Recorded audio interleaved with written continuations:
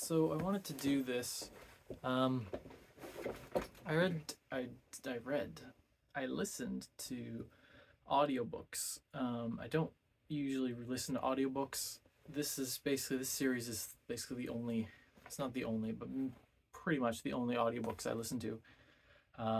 But recently, about a month ago, yeah, I re-listened to Iron Gold by Pierce Brown and just finished Dark Age by Pierce Brown in anticipation of the new release of the third volume in this apparently a quadrilogy, Lightbringer. And so I didn't make a video on Iron Gold. Again, I was re-listening to it, but I'm just starting Lightbringer now. I'm probably 6 hours into the book out of 35 hours or whatever it is. I wanted to do this earlier, but I never got the chance.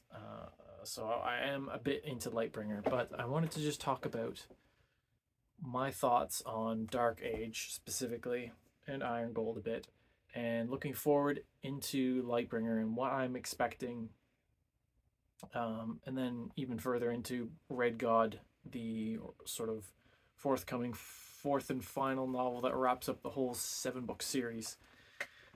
So, first of all, I thought Lightbringer was going to be the end of the series. I didn't realize until a couple months ago that, oh, by the way, there's a fourth book. So I was kind of let down because I was looking forward to a big strong conclusion. But anyways, so first of all, I guess first of all the audiobooks, um, narrated by Tim Gerard Reynolds Tim Gerard Reynolds. Um, I listened to the first three, the first sort of trilogy, by him. It was amazing. But Iron Gold, starting out, still has Tim Gerard Reynolds as Darrow, which is fantastic. But we get different POVs in Iron Gold. I don't think we had different POVs in the first trilogy. I think it was all Darrow POV. Um, but those different viewpoints are kind of jarring at first, specifically pronunciation of certain words. It's neat having a cast of characters. It's actually really neat. It is jarring, but I really like how they had a different cast of characters to play the different characters. But you do run into the issue of different pronunciations and different accents for different characters. So you have the same character being voiced by different people because they're not a POV character, or sometimes a POV character is seen from the POV of another character, and there is sort of a weird disconnect between, like for example, Tim Gerard Reynolds does fantastic accents. Like for the Rim Dominion, he did a South African accent, which was just perfect. And then we get into Iron Gold, and honestly, Dark Age, and even Lightbringer, which it's back to all Tim Gerard Reynolds. He's sort of dropped the South African accent for the Rim Dominion, which I was kind of let down by. But anyways, yeah, different actors, different pronunciations. For example, Cassius, it was Cassius. It was always Cassius, and then in the fourth book it becomes Cassius, which I don't like. But funnily enough, in Lightbringer, when it's Tim G taking control again, it goes back to Cassius. So Iron Gold overall, not much to say about it. It's kind of one of the more, I don't say boring, but honestly it is, of the whole series. It's all set up. It's refresher. It's catch up. It's introduction to these new characters, the new cast of characters, and catching up with, because it takes place 10 years after Morning Star. Yeah, I think it was Morning Star, not Rising Star. The sort of end of that first trilogy. So we're 10 years on. There's been a war going on for 10 years. So it's all sort of catch up, introducing some new characters, etc., etc. Also, I have notes for this. Yeah, so there. So yeah, Iron Gold, it was what it was. I enjoyed it, but compared to Dark Age is so good. almost. Anyways, we'll get into it. So Dark Age, different voice actors again, which is very jarring. Are they all different? I think they are, except for Tim Gerard Reynolds sticks through. But like we get a different Lysander, and it could just be because I'm used to the initial. Actually, Ephraim stays the same. That was a great voice actor. He even did sort of the Irish accents for the Reds, um, and he has got a great northern. Is it northern? I think it's northern, like northern British accent, Yorkshire. Not quite. Anyways, um, yeah. So Ephraim stays the same, but Lysander's different, and the sort of the Lysander of Dark Age feels much different. The Lysander in Iron Gold I liked because he sounded so much young. He sounded like a young 20-year-old. Um, I don't know. He just it fit better, but this could just be because I got used to it in Iron Gold and then immediately changes in Dark Age. Lyria changing again. Lyria had been an Irish voice actor, which was actually I'm not sure if she was. She put on an Irish accent if she wasn't Irish, and then going to just sort of your typical British with a bit of Cockney accent for Lyria wasn't quite the same. But Dark Age, the Battle of Mercury, uh, just just an incredible. I don't know if it's like a quarter of the third of the book. Just starts off with what I almost think should have been the climax of Iron Gold, but I don't think there was room for it in Iron Gold, just because there's so much, like I said, introductions and whatnot to get through Iron Gold. But yeah, Dark Age starts off with huge planet scale battle, just incredible. The visuals. I don't know if it's because it's an audiobook or if it's um, this isn't the book, but the book, it's the writing itself is so graphic, as in a visual, and I can just see it. And it could be just the voice actors, but I can visualize everything, and it's just it blows my mind. Um, so like one really neat thing that they do is the we get the same events through different perspectives, through different POV characters.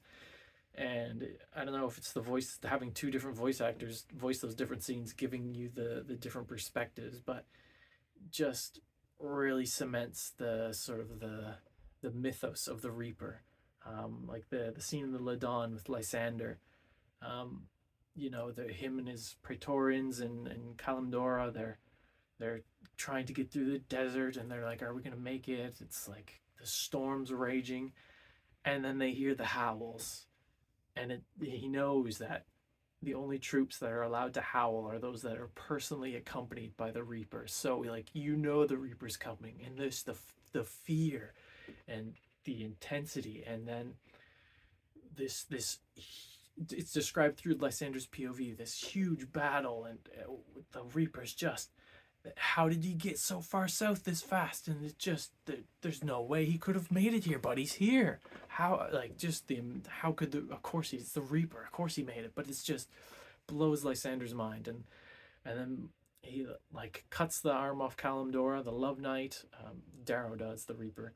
Um, and then Lysander finally gets face to face with him, and they actually trade some blows, and then Darrow just sort of swats Lysander away, and Lysander falls on the ground, and someone else's star shell falls on him, and I think it was the thruster from their boots was burning and melting his face as he sort of screams and passes out, and then it switches to Darrow's POV, and he said, "Yeah, we just like a few lines, like we quickly made it south through the Ladon, and we met light resistance, but we didn't stick around to confirm their kills. We just moved right along."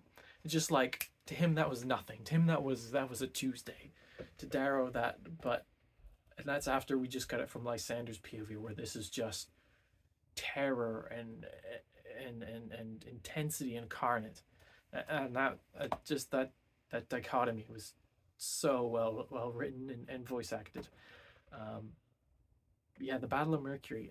So one thing about this series is it's very much a superhero series, not movie, superhero book.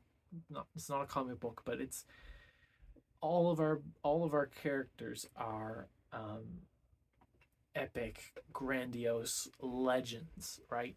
And they've built this up through the initial trilogy, and then the 10 years of undocumented, the 10-year gap between the two series.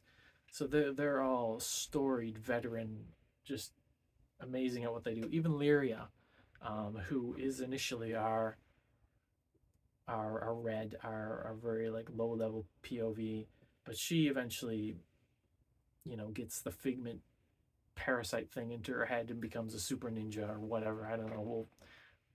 I don't know if she'll be in Lightbringer actually. Maybe not until Red God, but I mean she's in Dark Age and she sort of has her moment. But I just like to imagine being a red, just sort of a grunt in maybe in the support or in the army. In Darrow's army, and imagining the Battle of Mercury through their eyes.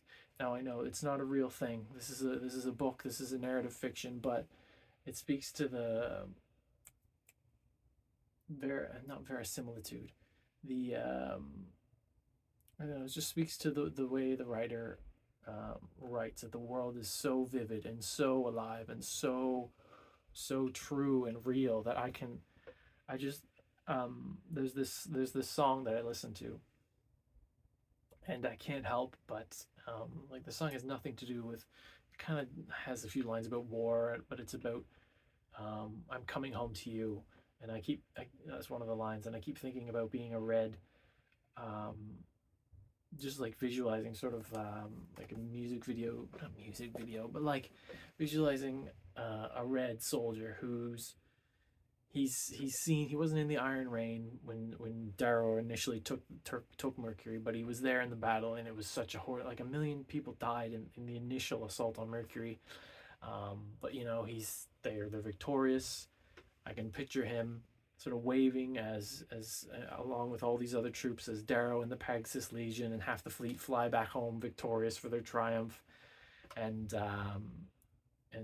he's exhausted, but hey, they're helping rebuild Mercury. They newly conquered this planet, and then suddenly the Society fleet shows up, and I could just picture him looking up into the sky and just seeing ships raining down, and then the Morning Star with Orion coming down with whatever few support ships, and her purposefully landing it in the sea to try and keep it safe from the Golds, and just the utter despair that these people would feel having been at the not the heights of victory, because they paid a great cost, but like they think it's over, we're safe, but having the Reaper gone, having Pegasus Legion gone, and then utter destruction, and then they feel they're besieged, and they'd have to be again, this isn't real, this didn't happen, but I'm just, to me, the emotion of sort of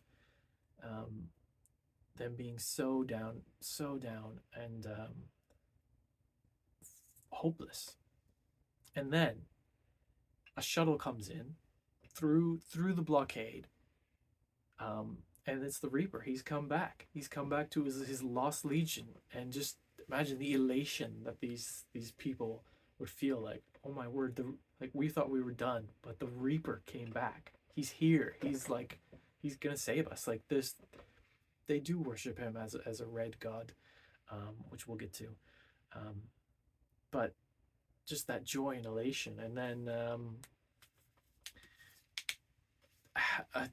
I could go on, but just the heights and the lows and the heights and the lows, and then the Battle of Mercury when they finally wrap it up, and Darrow's so spent. He went like 10 days without sleeping, just constantly fighting, and they take him in and he collapses, and then Thraxa walks in with all the war banners and throws them all down and proclaims victory, and it's just such a height, although at such a cost again, but just against the odds, the good guys win, and it's a great story. But of course that's the first quarter of the book, the first third of the book, whatever.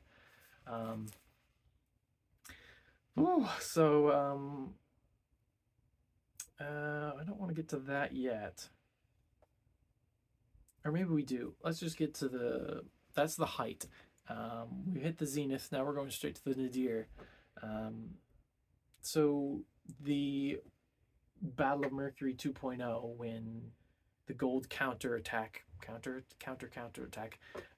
lands, and or no, sorry, this is when Lysander overthrows, sort of gets Mercury to rise up for the society. Um, and I just thought it was really neat that the author wrote it in such a way that it wasn't like, oh no, like Darrow's lost. We, through dramatic irony, we know that if Lysander hadn't have done this, then the whole of Heliopolis, the Lost Legions, Darrow, everyone would have suffered chemical omnicide. It would have all been wiped out by this chemical weapon that Atalantia was going to deploy. So it's sort of the lesser of two evils: everyone dying because of this, or Lysander getting glory and power and name by freeing Mercury. So I don't know if I explained that well, but it was a really neat way that that the author sort of could make the bad guys win, but make us not feel too bad about it. And again, Lysander, he's sort of the bad guy that we cheer for because he's sort of the moderate bad guy. He's the most liberal of fascists. He's not Atalantia. He's in fact working against her. Um, yeah. But it is an absolute nadir for our heroes. Like Alexander, for example. Take the character of Alexander, the hero of Tyche, who saved 84,000 people or whatever it was from the storm gods in the raging sea, single-handedly. Well, I know. No, it was him and the Knights of Arcos, or the Griffin Knights, or whatever they call themselves. Um, and he was presumed dead, of course, in this book, in this series. Unless you see a corpse, they ain't dead. Um, and then his sort of heroic return, where he with the help of Lysander, though he doesn't know it, captures the Fear Knight and brings it back, and Darrow's just overjoyed that this sort of protege of his is back. Alexander's back after, and almost immediately, Alexander actually dies for real, and not in a heroic way, in a sort of Lysander shoots him in the head and blows his head off sort of way, which is it's awful. It's gut wrenchingly awful. I mean, the great hero who nobly sacrifices himself, but wait, he survived all along, and he's through a heroic charge. He manages to escape with his friends and capture the bad guy, and he's back to safety, and he gets all healed up, and then just no, he just gets killed. He just doesn't even get like it's just death. And then Rona, I just want to mention Rona because she sort of gets her jaw crushed, and we, like I said, we haven't seen a corpse, so it wouldn't surprise me if she shows up at some point as sort of an a slave on Mercury. So the outcome of this is the Lost Legions, all 9 million, 8 million of them. 2 million of them are outright killed, impaled horribly. But presumably there's like 5, 6, 7 million of them that were put into slavery to rebuild the planet that they've helped destroy. So maybe she's one of them. My hope is somehow that those Lost Legions can somehow be freed and come back to the Republic and under Darrow. I don't know. What else have I got? I guess a little aside on Ephraim. I thought Ephraim was a fantastic character. Of course, he dies at the end of this. Spoilers. But he had so much growth and such a great character arc that you can clearly see the difference. But also his character, he didn't, I was a bad guy, now I'm a good guy, or, oh, I don't care about things, now I suddenly care about things. No, his character remains consistent. He is still Ephraim throughout this whole arc, but he's written in such a beautiful way that you can, every step of the process, you can understand why he changes and in what way he changes, but how he's still fundamentally the exact same person right to the bitter end. And although he almost has a heroic sacrifice where he thinks he kills Volsung Fa, and it turns out he doesn't, and I thought I saw something online where someone said, "Is he really dead? Oh, maybe he'll be back." Like, there's literally a scene where Volga's holding his body, and as she stands up, his body collapses because it's like an exploded corpse. Um, Speaking of Volsung Fa, first off, I was like, okay, this is a bit much. Like, they're throwing in a whole other faction. So we got the Republic, we got the Society, we get the Rim Dominion, we get the All Tribe, the Syndicate, and now we have the Askamani. But then it turns out that Volsung Fa is Pale Horse, aka Wagner, or whatever his name was. Ragnar's father was working for the Fear Knight Atlas, and manages to get the Askamani all under his control. So he is working for the Society. So Volsung Fa is still the Society, and that just makes it. We still only have 5 factions, not 6. It's just it's crazy that there's still 5 factions out there. Although, yeah. Anyways, so Rona, haven't seen a corpse. That's my notes. So I don't know if this is I've written here that the author subverts expectations by the use of Chekhov's gun. So like Chekhov's gun is sort of the literary rule or whatever that if you put something into a scene, that has to have a purpose and sort of being called back to at some point. And I think the author uses that as like the Chekhov's gun, that as readers who know of Chekhov's gun will see that whatever the author put and think, oh, we know what's coming next because he's going to call back to that, and then he just doesn't. And it's such a neat way to subvert expectations. So I can't really think of a good example of that, except when we get Lyria's perspective, she talks about her brothers on Mercury. So she's got 3 brothers and a brother-in-law, or 2 brothers and a brother-in-law, whatever, that are on Mercury, with the Reaper, fighting with the Reaper. And we think, oh, okay, well, they're going to have a reunion at some point.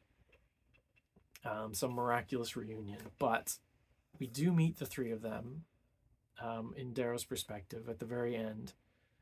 But it seems like, if I recall correctly, at least some of them were killed outright on screen, as it were, on page.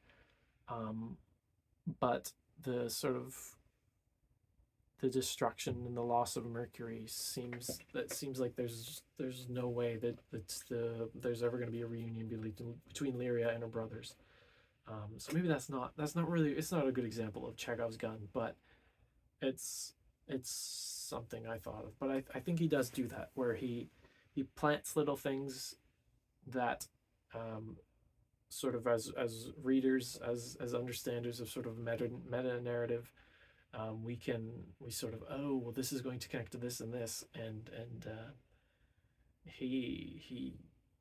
the author just sort of turns that on its head, or just ignores that completely. And I think that's really well done in a sort of this superhero action movie book, where plot twists and turns are great.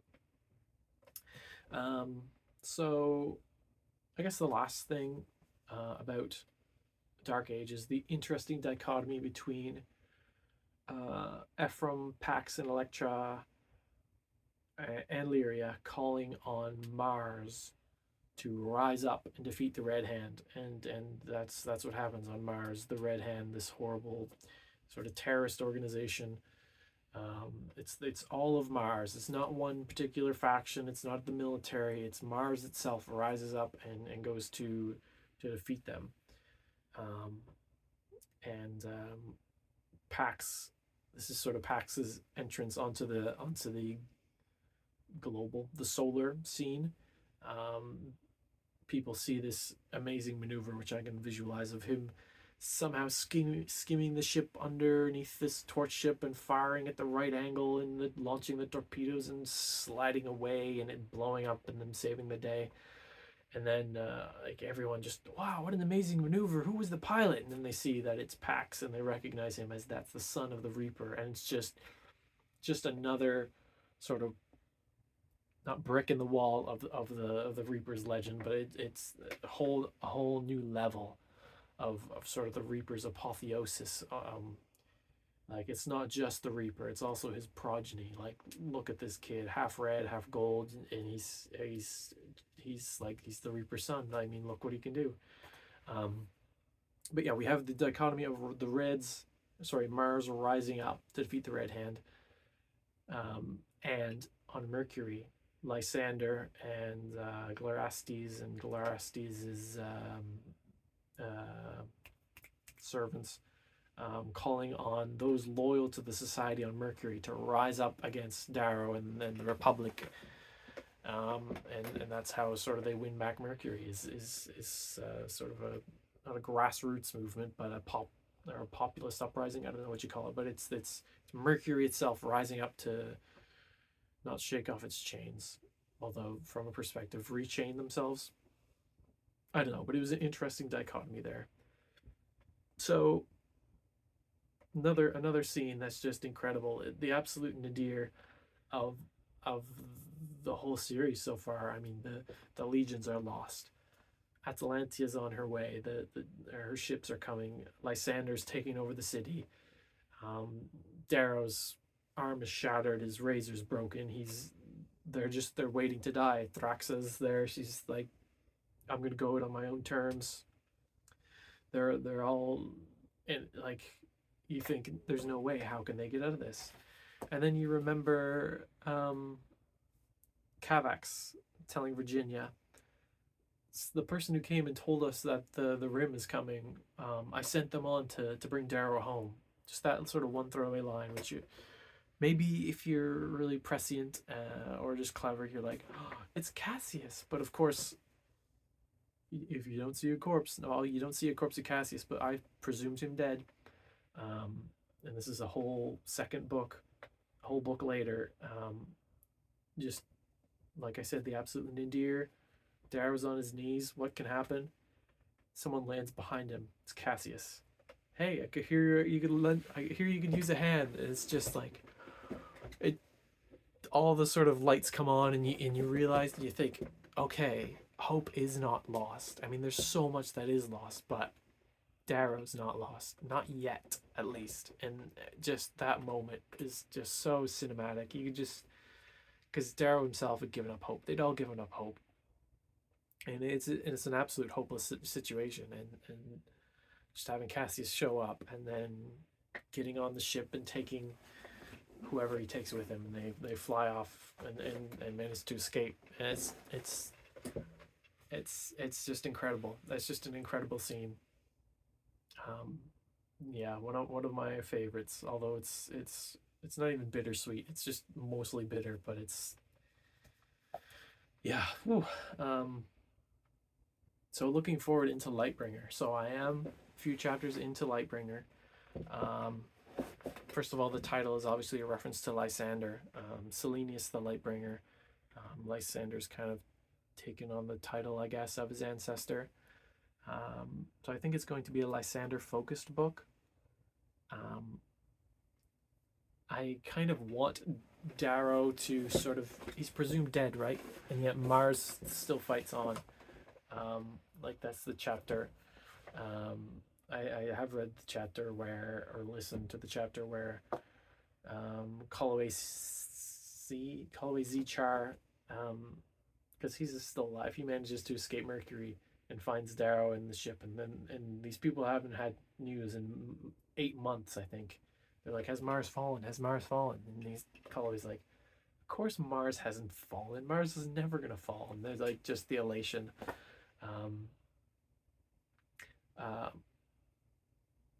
I forget where I was going with that. But yeah, Lightbringer. What do I think is gonna happen? First of all, the whole thing about Severo being sold by the Syndicate to Apollonius. That just seems utterly improbable to me. Why would the Jackal 2.0, the Syndicate, although we don't know, I mean, he's not dead. He can't be dead. Um, why would they sell Severo? Like, the Jackal's arch nemesis is Darrow, and his sister is Virginia, and Severo is so important to them. Like, he wouldn't just sell him. Like, does the Syndicate really need money that much? So my fear is that Severo, like they mentioned, using the Pandemonium Chair to erase Severo's memories, or to sort of, what I think they would have done is alter his memories and sort of make him a sleeper agent that they could activate, and then it's sort of no longer Severo, and because he's sort of in the inner circle and trusted by so many people, he can easily turn on them and cause immense horror and heartbreak and all the sort of stuff the author loves. And so I have gotten to the point in the book where Darrow and Cassius go off on their own to save Severo, and that sounds like an amazing thing. Like, it'll just be like the first book: Severo, Cassius, and Darrow, three men against the world.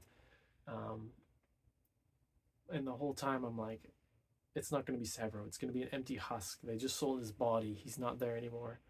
And I just finished the chapter where Severo saves Darrow and Cassius from the Venus docks. So they go to save Severo. They get captured, and when all hope is lost, I was almost too cynical, because I'm like, oh, nothing good is going to come to this. It's not really Severo, but the Apollonius having bite marks, human bite marks on his cheek, and not revealing where Severo is, and like when the bomb goes off, and everyone's like, "What's that?" And Darrow's like, to me, I'm like, it's Severo. It's like I'm waiting for him to start doing his little rhyme or a big howl to go out, and yeah. So they go to save Severo, get captured, and then Severo saves them.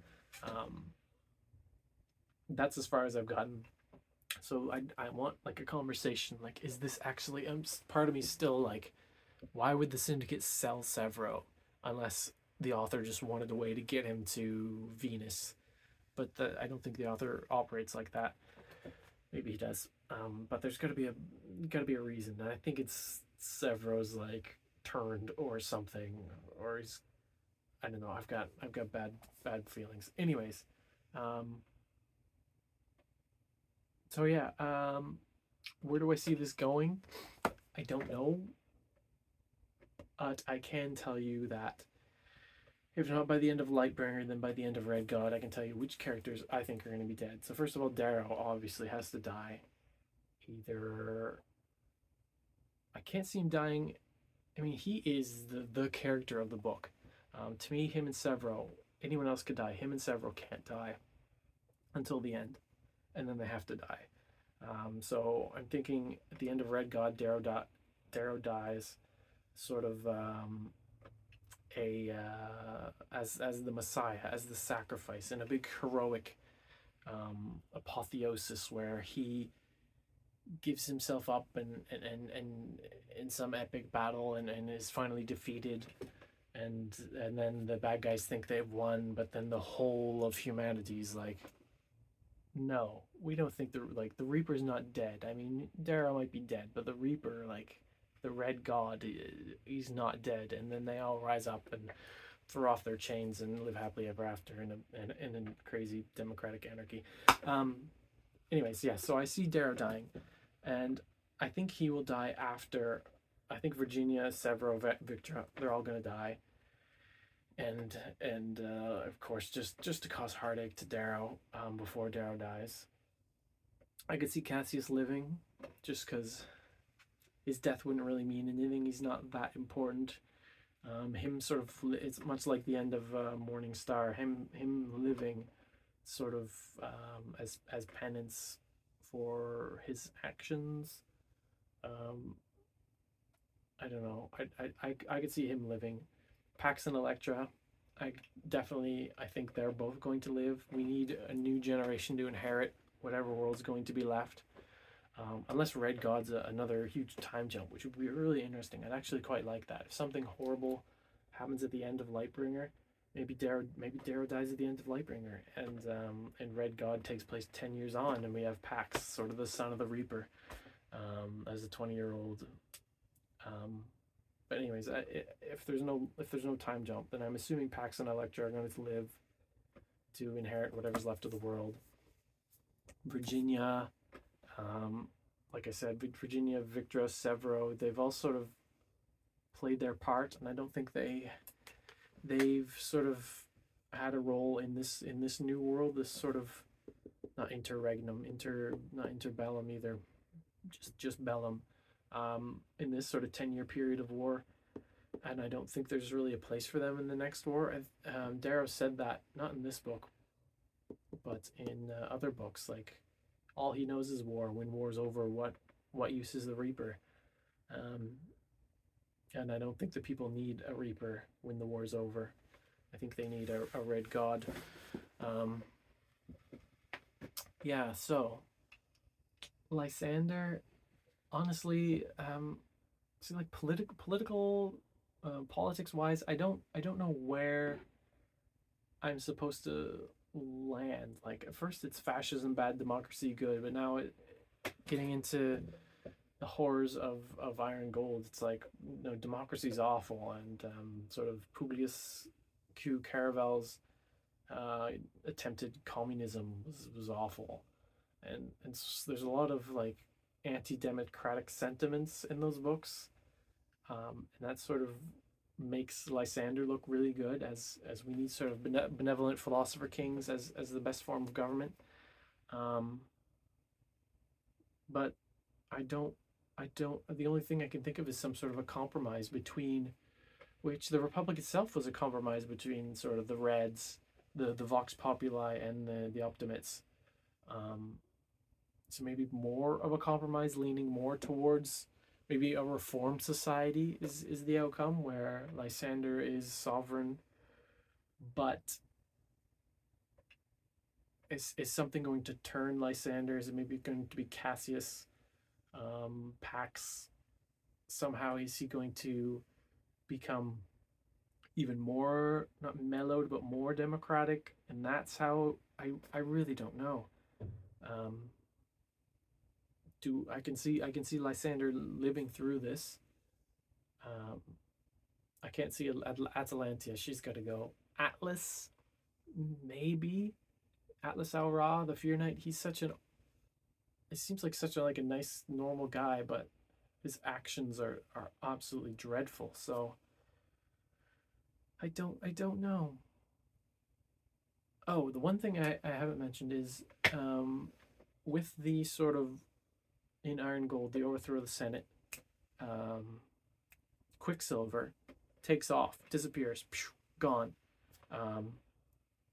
There is hints about Oculus, the Ocular, this sort of city in an asteroid belt, or sort of in deep space, that Quicksilver wanted to have built by Gladiacides, but seems like he's had it built anyways, and that's somehow connected to Figment and Lyria. Pax knows about it, so Virginia must know about it. There's also the thing that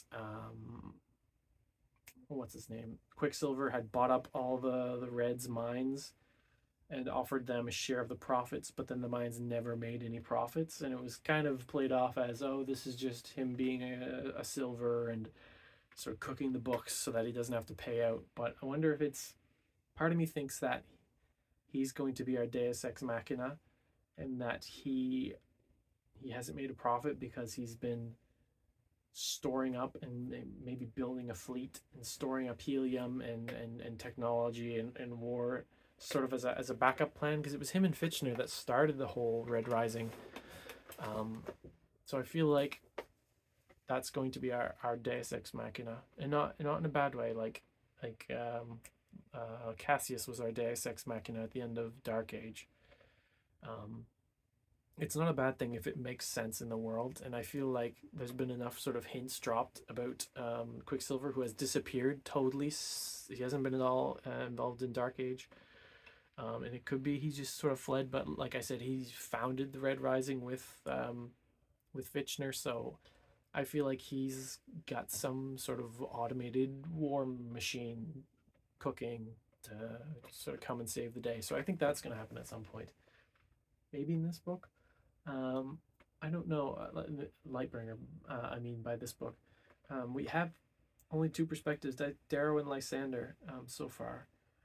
But we have Lyria's story, we have Virginia's story. We don't know the past 8 months how the war's been going. The All Tribe, I guess Sephi's dead now, isn't she? And the All Tribe is working for Volsung Fa and the Society. However, Volga has joined them. So, like, what has Volga been up to the past 8 months? Volsung Fa was trying to mold and shape her as his heir, but I don't think Volga will ever go for that. She might get clever and sort of play him, which will be interesting to see. But there are lots of story threads that haven't been picked up yet in Lightbringer at the point where I'm at. But anyways, I could talk for another hour. I just wanted to get all this out because I just can't stop thinking about it. I probably won't post this video until after I finish Lightbringer, just in case somehow someone comments a spoiler or something. Not that anyone ever comments on the videos, but yeah. So it's like the second week of October right now, and I probably won't finish Lightbringer until like probably a month from now. And then I might do a video of sort of wrapping up Lightbringer, what I thought, what sort of happened that I predicted, what didn't, and where I see Red God. I'll have a much better idea of Red God, I'm sure, after the end of Lightbringer. But that is something. That is a couple books that are ongoing. Audiobooks, by the way. Very, very good audiobooks.